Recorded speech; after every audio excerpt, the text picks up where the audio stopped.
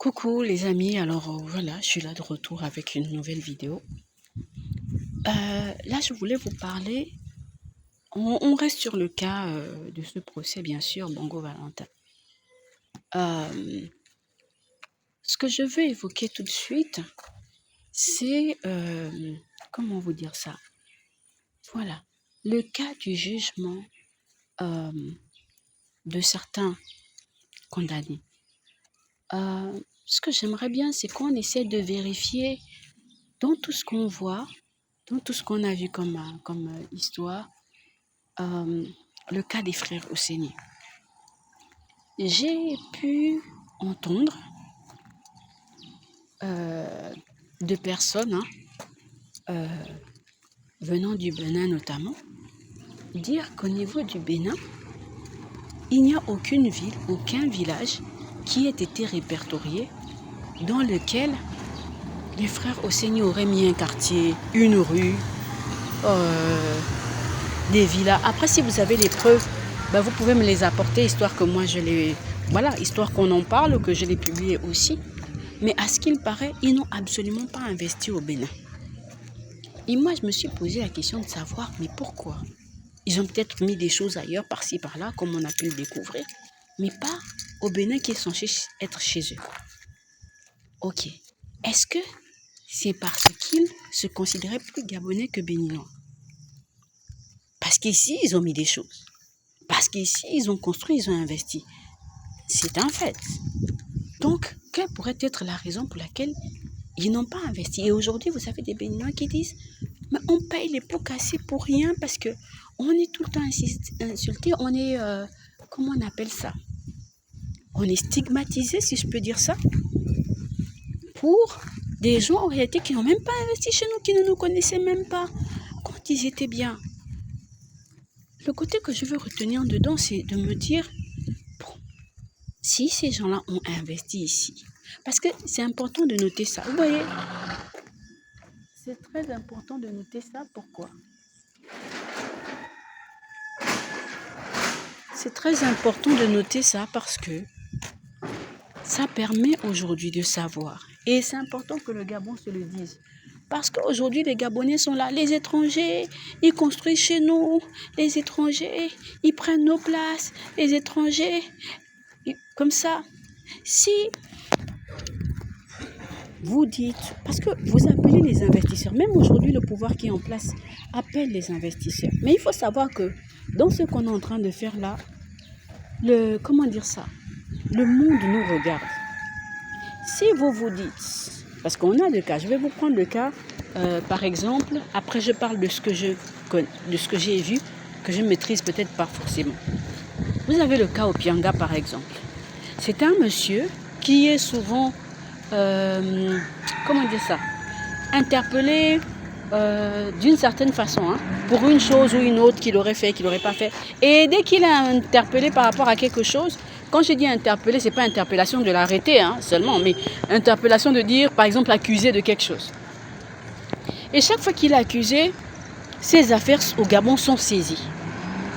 Vous avez là un Gabonais qui n'est peut-être pas parfait, mais qui accepte d'investir au Gabon, de trouver du travail au Gabonais.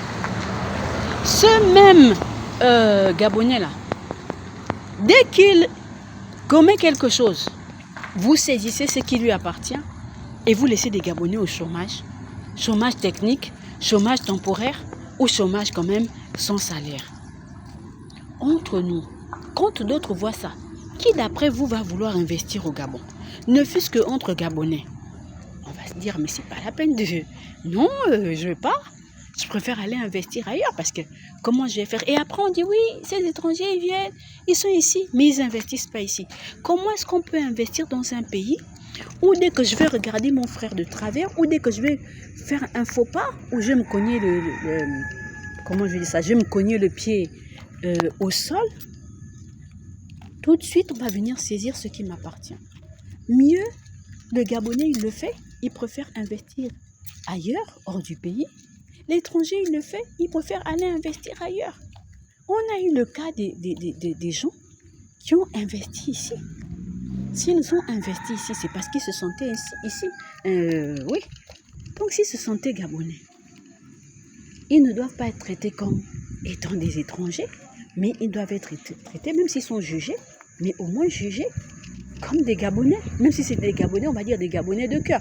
Je sais que ce que je dis ne va pas plaire à tout le monde, mais je ne suis pas là pour plaire en fait. Je suis là pour essayer de poser des bases, qu'on essaie de réfléchir de manière normale, parce que le monde nous regarde. Et ce n'est pas parce qu'il est silencieux qu'il est OK avec ce que nous disons et ce que nous faisons.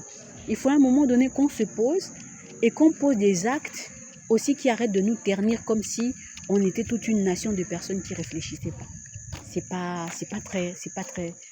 pas très correct. Donc pour dire que, non, même quand on vient sur les réseaux sociaux et qu'on veut s'exprimer, c'est vrai qu'il y a la douleur.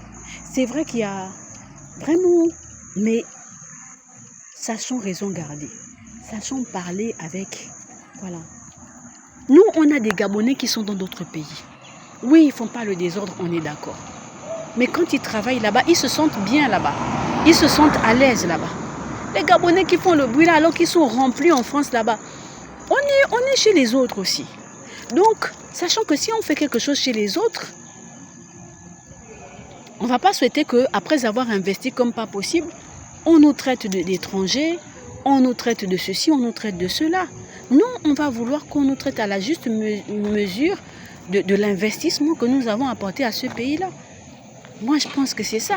Parce que il faut, chez les autres, chez les Américains, là, vous allez voir, hein, s'ils jugent quelqu'un là, qui n'est pas de leur pays, mais ils se rendent compte que la personne là, c'est une tête. Et ils vont récupérer la personne là pour la mettre dans un chantier de travail, de quelque chose. Vous voyez? Et c'est important qu'on prenne compte de ça et qu'on se dise, quelqu'un ne peut pas être...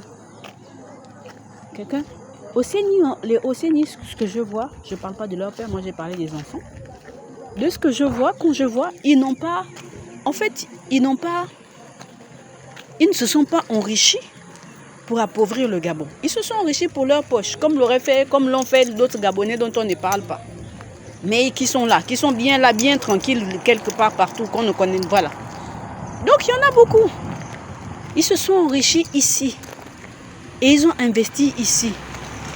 Ça, c'est le premier point important pour moi. Après, maintenant, il faut voir, est-ce qu'ils ont donné du travail aux Gabonais? C'est ça.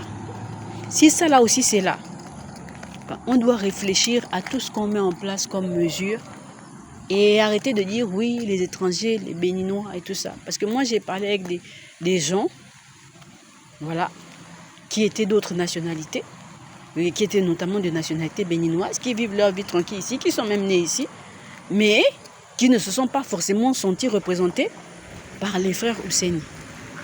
Donc,